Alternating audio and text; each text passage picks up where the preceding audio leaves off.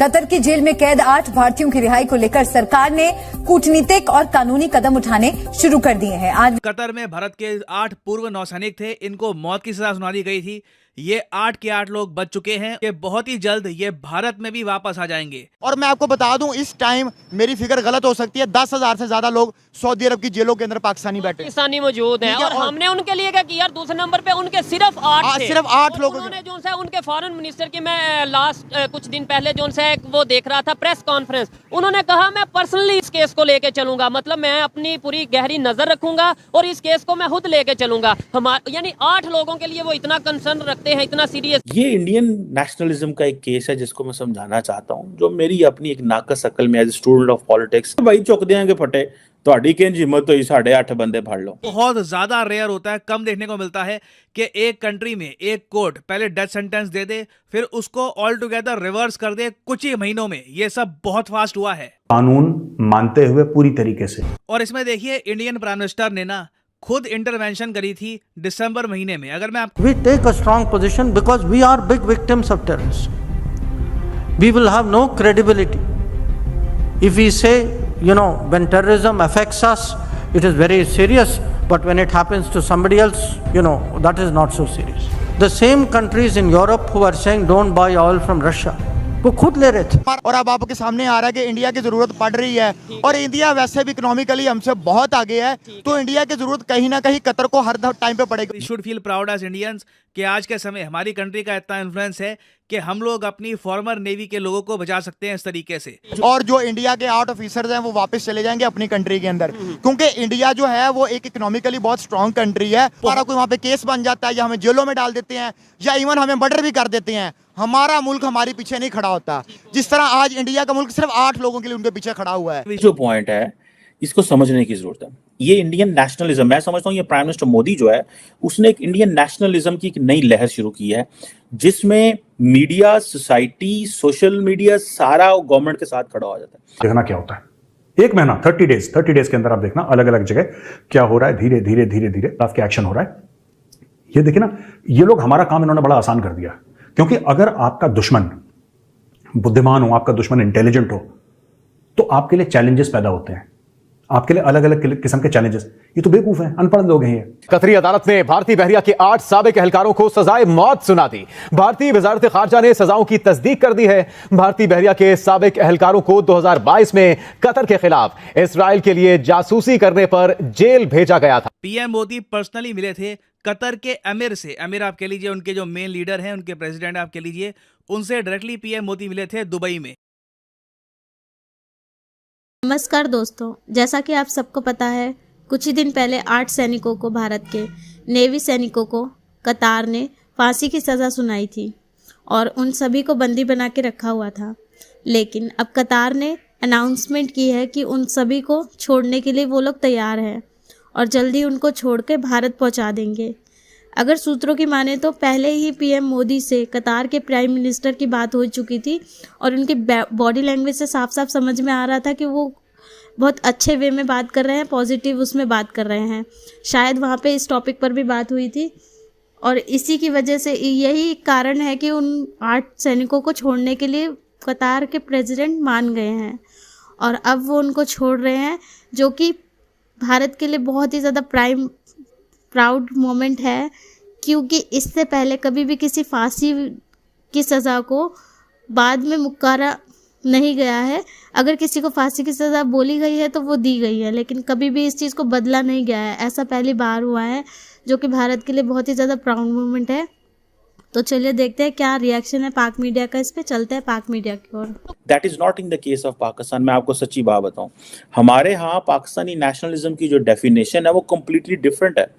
Establishment अपनी nationalism एक लेके बैठी हुई है, सियासी जमातें कहते हैं we don't agree with whatever the establishment is saying all the time. सियासतदानों की अपनी नेशनलिज्म है, स्टैब्लिशमेंट की अपनी नेशनलिज्म है, मीडिया कभी एक तरफ चला जाता है, कभी दूसरी तरफ चला जाता है, सोसाइटी पोलराइज्ड है, तकसीम है, ट्रस्ट नहीं है। ठीक है जनाब, लेकिन इंडिया के केस में ऐसी कोई चीज़ हमें नज़र नहीं आती। अब यहाँ पे आप देखें कि कतर के हवाले से आज मैं देख रहा था कि डॉक्टर जयशंकर जो कहा है, उन्होंने एक ट्वीट की, उन्होंने कहा जी कि मैं 8 इंडियन डिटेनीज, नेवी ऑफिसर का नाम नहीं लिया, डिटेनीज कतर में ठीक है जी। और उन्होंने कहा कि जो गवर्नमेंट बड़ी हाईएस्ट इंपॉर्टेंस देती है इस केस को, और फुली जो है वो हमें बड़ी तकलीफ है, फैमिलीज़ को होनी भी चाहिए, किसी मुल्क के लोग अगर कहीं पे फंस जाएं, पर ये एक नेचुरल है। गवर्नमेंट जो है वो कहते हैं जी उनको रिलीज़ करने में तमाम कोशिशें करेगी। एक क्वेश्चन थोड़ा सा इम्पॉर्टेंट है जो मैं समझता हूँ, देखें ये नहीं होता कि आप किसी मुल्क के बंदे आए और उनको पकड़े और कहें आप बंदे थे एस्पिनॉज एंड सो में they are involved and we give them death sentence टक, ठीक है जी। छोटा ही मुल्क ही, मुल्क का मुल्क ही है, इंडिया के मुकाबले में तो कुछ भी नहीं है। अब ये जैसे वो कहते हैं ना कि जी बस मुस्लिम ब्रदरहुड को भी सपोर्ट करता है, और Muslim brotherhood is in Egypt, Muslim brotherhood के ही बहन भाई जमात इस्लामी है जो इंडिया, बांग्लादेश और पाकिस्तान में है, ठीक है जी। सऊदी अरब और यूएई जो है वो कहते हैं जी कि कतर ने हमें डिस्टेबलाइज किया हुआ है। कतर खामोशी से बैठा हुआ है। नरेंद्र मोदी ने तमाम जीसीसी से ताल्लुकात ठीक कर लिए हैं, कतर ना कुछ नहीं हो सके। बहरहाल एनी हो, अब इंडिया को क्या चाहिए? इंडिया को चाहिए अमेरिका का दरवाज़ा खटखटाए और अपने बंदे छुड़ाए, वरना इंडिया अमेरिका जो है वो नहीं ले सकता। ये कनाडा नहीं है, ठीक है, कतर कनाडा नहीं है। कतर इंतहाई इंपॉर्टेंट कंट्री है। कतर के अंदर बहुत सारे इंडियंस जॉब ले रहे हैं और उनको पता है ये मुस्लिम फैक्टर है। The Indians will be always be very careful when it comes a Muslim factor, और उनको इस मुस्लिम फैक्टर के अंदर they are going to be very soft. Qatar के साथ मेरा ख्याल है इंडिया की सबसे बड़ी जो सेलिब्रिटी वो गई थी, क्या यार वो नाम है लड़की जो डांस बड़ा अच्छा करती है, उनके गाने शाने भी बड़े हिट हुए, आई थिंक कैनेडियन है वो, मुझे उसका नाम भूल जाता है, बट शीज आजकल वो है वो, ठीक है। सो वो फीफा में उनको बुलाया और बहुत सारे लोगों ने उनको बुलाया। आई थिंक वो कई लोग कहते हैं लुई वुइटन ने उनको बुलाया या किसी ने बुलाया उनको, कतर ने नहीं बुलाया था, लेकिन जाहिर बात है कतर की मर्जी के बगैर तो कुछ नहीं ना होता। की जंग चल रही है आज के टाइम में, इंडिया के ऊपर या इंडिया के नेवी के फार्मर ऑफिसर्स के ऊपर इल्ज़ाम लगाया कि ये जासूसी कर रहे हैं इसराइल के लिए, क्या समझते हैं ये सारे केस को आप? सबसे पहले तो ये केस को स्टडी करना चाहिए, ये केस है क्या। पाकिस्तानी मीडिया के ऊपर जो पिछले 1-2 दिन से वो चल रहा था कि 8 जासूस जो हमने वो इंडिया के पकड़ लिए हैं। कतर ने 8 इंडिया के जासूस पकड़ लिए हैं और जनाब उनको जो है वो डेथ पेनल्टी भी दे दी गई है। लेकिन अब जो नई खबर सामने आई है उसके मुताबिक ये है कि उन्होंने वो खबर वापस ले ली है, मतलब वो फैसला वापस ले लिया है और अब मजीद जो केस है वो आगे परसू करेगा, ठीक है। लेकिन इसके अंदर जो उन्होंने इल्जाम लगाया ना बेसिकली कतर की साइड से, जो कतर की साइड है, वो ये कह रहे हैं कि जो इसराइल के साथ जो थे ना ये मिले हुए थे और ये एक जासूसी कर रहे थे, क्योंकि आपको पता है कि इटली और कतर मिलके एक सबमरीन के ऊपर एक बहुत बड़ा प्रोजेक्ट लेके आ रहे हैं, ठीक है। और वो उस जो एक कोलैबोरेशन से बन रहा है और इंडिया के साथ वो कह रहे थे कि इनके साथ को उस प्रोजेक्ट को लेकर मसाइल चल रहे हैं और इस वजह से जो है वो जासूसी कर रहे हैं। लेकिन अभी और भी चीजें सामने आई हैं तो वो पता चला है कि इंडिया की जो कतर एयरवेज है, जो उनकी एयरलाइन है, उसका कोई टैक्स वगैरह के मामला इंडिया के अंदर चल रहे हैं। इंडिया के अंदर चल रही है, खबर आई थी और इसी चीज को जरा हैंडल करने के लिए, टैकल करने के लिए या कतर ने सोचा प्रेशर डाला जाए कि जो हमारे पे इंडिया इल्जाम लगा रहा है हम इन पे इल्जाम लगा लें। यहाँ पे एक सोचने वाली बात ये भी है, इसराइल की जो सी इंटेलिजेंस एजेंसी है, कहा यह जाता है दुनिया में बड़ी मतलब मानी जाती है, बड़ी उनके पास टेक्नोलॉजी है, ये है वो है, क्या उन्हें भी फिर इंडिया की जरूरत पड़ गई? लेट्स सपोज अगर वो जासूसी कर रहे थे इसराइल के लिए तो इसका मतलब इसराइल को भी इंडिया की जरूरत पड़ गई जासूसी के लिए। जाहिर है, हम तो सारी जिंदगी यही सुनते रहे ISI नंबर 1, ठीक है, तो हम वही सुनते रहे, लेकिन हकीकत में कुछ और था, हमें कुछ और पढ़ाया गया है और अब आपके सामने आ रहा है कि इंडिया की जरूरत पड़ रही है।